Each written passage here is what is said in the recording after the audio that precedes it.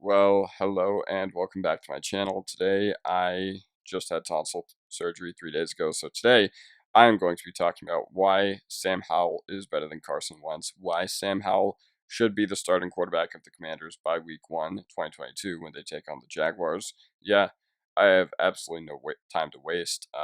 So yeah, let's get right into it. Carson Wentz has had one of the most unique quarterback arcs I have been alive for. He got drafted second overall out of North Dakota State by Howie Roseman. And when he was drafted, I wasn't around in the drafting community. I was around, but I wasn't smart. But what I do remember is that a lot of it would come down to his development. People have the same question about Trey Lance, and people do still have the same questions about Trey Lance. Like, okay, these guys both went to North Dakota State. Nobody is questioning their physical talent. Nobody is questioning their physical gifts, how good of athletes they are. But you are not playing against Alabama, Georgia, or Ohio State. Therefore, it is hard to get a good grip on how good these D2 prospects are actually going to be. In his rookie year, after he was selected by the Eagles, who gave up a haul to get him, they started out really well, but I remember they finished with a middling record. And in his second year, he absolutely lit the league on fire, made one of the biggest progressions from a rookie to second year we've ever seen. It was kind of like Josh Allen before Josh Allen. He probably is the MVP that year if he doesn't tear his ACL. But then what happens? Nick Foles, the backup for the Eagles, goes on one of the most incredible playoff runs of all time for a quarterback.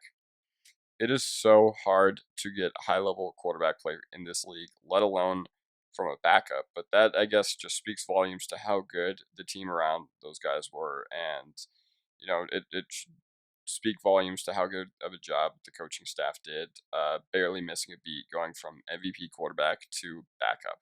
The Eagles at the time looked like they had a very, very bright future for that position, but they mismanaged it so poorly. And this is why, whenever someone brings up, oh, the great moves that Howie Roseman makes, I point to this and I'm just like, this is one of the biggest examples of mismanagement I can ever find for an NFL team. They've had some subpar draft picks, but I mean, that's not really an issue because, every team has their hits and misses. They've had a few struggles within the past few years about getting their players to their second contracts, like whatever. But this situation was just so poorly mismanaged that I just don't know how Roseman can recover from doing something like this. Summer 2019, Carson Wentz signs a 4-year extension. He is the Eagles quarterback of the future. So he was coming, I believe he was entering his last year of his rookie option, or they picked up his 5th-year option, his rookie contract, should I say. 8 months later, in the second round, the Eagles draft Jalen Hurts. And I've never been a Hurts stan by any stretch of the imagination. And my point isn't that they drafted Hurts, whatever, terrible scouting, terrible evaluation. That's not it. What my point is when I bring this up is that they bailed on Wentz so quickly. And that team was littered with holes up and down the roster. Yet they chose a quarterback in the second round when it seemed like that position had supposedly been solved for a half decade. Everybody knew when Hurts took over that Wentz wouldn't last much longer. I remember there was all this with the injury, like, is he actually injured? Like, whatever, he doesn't want to play. He'd been linked to the Colts since the trade deadline, and people were saying that a good offensive line, Frank Reich, who was his quarterback's coach in Philadelphia, would, be able to revitalize his career to go along with a good offensive line and an overall pretty good roster. But I don't think anyone could have foreseen what happened to the Colts down the stretch. I don't think anybody could have foresaw that. They started out so poorly and ended so poorly, and the stats do not look bad for Wentz per se, but a lot of the blame for Indianapolis missing the playoffs and losing, to the Raiders, to the Buccaneers by split hairs was because of Carson Wentz. And Jonathan Taylor was one of the best players in the league this year. That was not up for debate. He is one of the most pure, like, raw specimens I have ever seen at that position. Absolutely crazy player. But as the season went on, it was more and more clear what JT was doing for the Colts versus what Carson Wentz was doing for the Colts. And we're getting into something we haven't even touched on yet. We hear pretty much nothing but good things about NFL players unless they get arrested or unless they do something extremely stupid.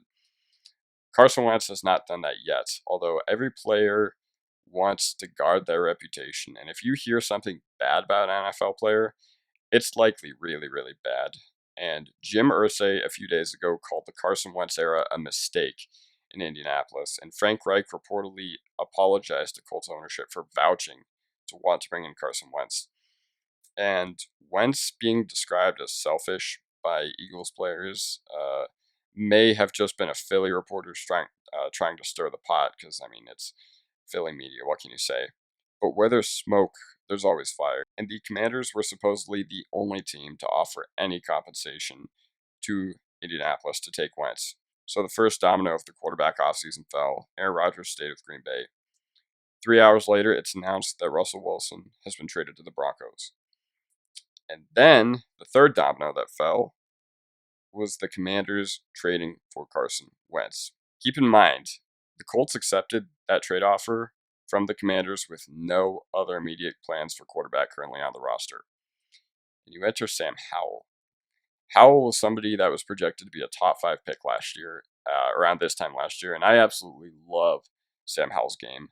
I had him ranked as my QB1 even, as we got closer to April, even as he was sliding down draft boards.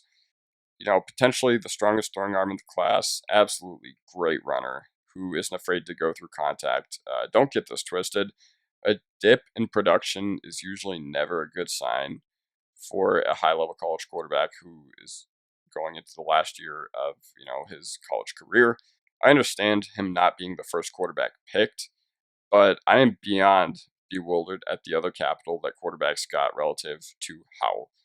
Pickett in the first and Ritter and Corral in the third. And my argument for this specific video isn't that Pickett or Corral weren't worth their draft position, but a 24-year-old rookie in Kenny Pickett, who has a very, very limited ceiling, is not 4 rounds better than Sam Howell.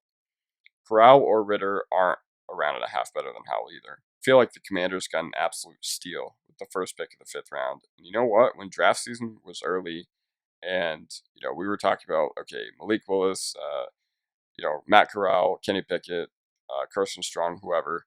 What teams are they going to go to? The Commanders were brought up quite a bit, except what people thought was going to happen was that maybe they were going to have to use 11th overall on a guy like Malik Willis, on a guy like Sam Howell, on a guy like Kenny Pickett. Washington has been looking for their guy ever since Kirk Cousins left and went to Minnesota. I don't want to hear people talk about how Alex Smith was good for them. He wasn't.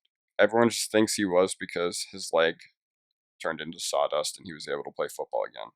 And if you're Sam Howell for 5th round capital, this is about as good of a situation as you could have hoped for. Your only competition is a guy whose own team has jumped the gun 2 years in a row on replacing him. I know Ron Rivera is an okay coach, and even if Wentz plays terribly, he's the kind of coach who's going to be like, well, we feel like Wentz, gives us the best chance to win, whatever. Except, does Wentz really give them the best chance to win? Even though you have a talented rookie waiting behind him. Granted, you didn't invest a lot in Sam Howell. You invested a 5th round pick. But Wentz is going to need to keep an eye over his shoulder. Howell's best part of his game at North Carolina was his deep ball. And the same could be said for Wentz, except who are you throwing to now if you're Sam Howell? Terry McLaurin, Jahan Dotson, and your favorite college target in De'Ami Brown. And I did tons of research about Howell for draft season, and Michael Carter and Javonte Williams both had really good things to say about him. Not only would I start Sam Howell over Carson Wentz if I'm the Commanders, I just think he's just a flat-out better choice for the future. There's always a question like, oh, is this rookie ready for week 1? We need to let these guys sit. But my main argument is that the upside of Howell greatly outweighs anything Carson Wentz can do for you. You already know what Carson Wentz is. And honestly, outside of 2017, it's not great. But I just think, all things considered, I would feel much more comfortable giving Sam Howell the starting job week 1. I know he was only a 5th round pick. I know this might sound egregious, but I truly believe that Sam Howell would be a better choice for the Commanders and for winning football games than Carson Wentz would.